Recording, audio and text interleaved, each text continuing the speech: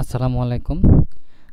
হয়তো আজকে রাত্রে ৮টায় ডক্টর মোহাম্মদ ইউনূস বাংলাদেশের অন্তর্বর্তীকালীন সরকারের প্রধান হিসেবে দায়িত্ব নেবেন।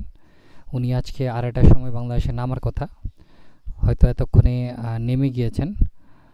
তো বাংলাদেশের অন্তর্বর্তীকালীন সরকারের প্রধান হিসেবে ডক্টর ইউনূস কেমন হবেন আমি জানি না। তবে আমার ডক্টর ইউনূসের ব্যাপারে আমার মতামত হচ্ছে, ওনার ব্যাপারে আমি আসলে খুব একটা পজিটিভ ধারণা পোষণ করি না, এবং উনি পজিটিভলি কখনো আগে বাংলাদেশের জন্য কিছু করেছেন সেটাও আমার অদূর নেতৃত্বকে আমার কাছে মনে হয়নি। ডক্টর মোহাম্মদ ইউনূস একজন বিশ্ব ব্যক্তিত্ব, উনি বাংলাদেশের একজন সম্মানীয় ব্যক্তি। ওনার সাথে আওয়ামী লীগ সরকার যা যা করেছে তার সব কিছুর প্রতিবাদ হয়তো করা হয়নি, বা তার বিরুদ্ধে যে অভিযোগগুলো ছিল এগুলো আসলে হতেই পারে। বাংলাদেশে এই ধরনের অভিযোগ অনেকের বিরুদ্ধেই আছে। তো সব কিছু মিলিয়ে ডক্টর ইউনূস আসলে আমার পছন্দের ব্যক্তি ছিলেন না কখনো। তার কারণটা হচ্ছে যে আমার কাছে মনে হয়েছে উনি ওনার ব্যক্তিগত ক্ষতি যতক্ষণ সম্মুখীন না হন ততক্ষণ পর্যন্ত উনি আসলে ওই ব্যাপারটা নিয়ে কথা বলেন না, এবং সেটা ওনার চরিত্রের অন্যান্য বিভিন্ন ব্যাপারে এটা দেখা গিয়েছে। তো উনি যতক্ষণ পর্যন্ত না সরকারের একেবারে চরম রোষারণে না পড়েছেন ততক্ষণ পর্যন্ত সারা দেশের মানুষ সরকারের চরম রোষারণে থাকা অবস্থায়ও তিনি কোনো কথা বলেননি। যাই হোক, সর্বশেষ বাংলাদেশে একটা দানবীয় সরকার গণহত্যা করে পালিয়ে গেছে শেখ হাসিনা। তারপর বাংলাদেশের মানুষ সবাই এই বিশ্ব ব্যক্তিত্ব ডক্টর মোহাম্মদ ইউনূসকে দায়িত্ব দেওয়ার জন্য কথাবার্তা বলেছেন, এবং উনিও দায়িত্ব নেওয়ার জন্য রাজি হয়েছেন। তো উনি রাজি হওয়ার পর ওনার যেই জিনিসটা আমার কাছে মনে হয়েছে, এরপরে আসলে ওনার পক্ষে বাংলাদেশের মানুষ সবাই থাকবে বলে আমি বিশ্বাস করি।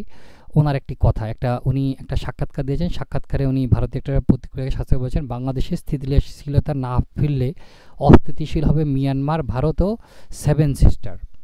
অর্থাৎ উনি এই সাক্ষাৎকারটা দিয়ে ভারতকে বোঝানোর চেষ্টা করেছেন যে বাংলাদেশে এতদিন তোমরা যা যা করেছো সেটা ঠিক হয়নি, অতএব তোমরা ঠিক হয়ে যাও, না হলে তোমাদের যেই সেভেন সিস্টার নিয়ে তোমাদের মাথা ব্যথা, সেই সেভেন সিস্টারে যদি কিছু হয় তার দায়িত্ব আমরা নিতে পারবো না।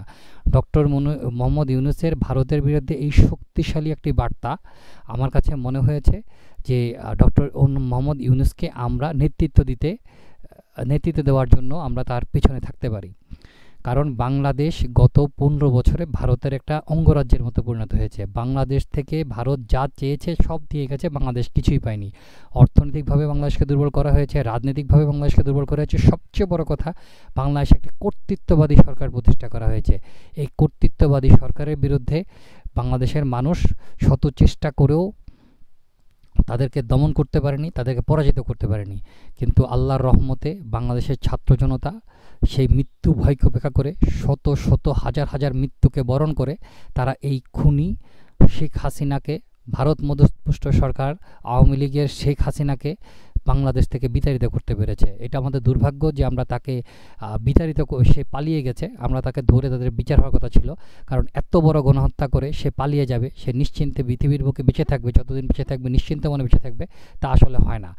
তার বিরুদ্ধে অবশ্যই একটা ব্যবস্থা নিতে হবে। আমরা আশা করি বাংলাদেশের নতুন সরকার অর্থাৎ অন্তর্বর্তীকালীন সরকার সে ব্যাপারে তার ব্যবস্থা নেবেন।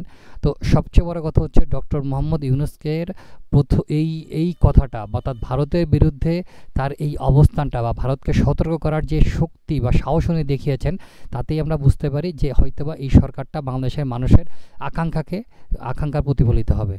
এখন বাকিটা দেখা যাক, সময় বলে দেবে। তবে ডক্টর মোহাম্মদ ইউনূস অবশ্যই এই ক্ষেত্রে কোনো ভুল করবেন না। ধন্যবাদ।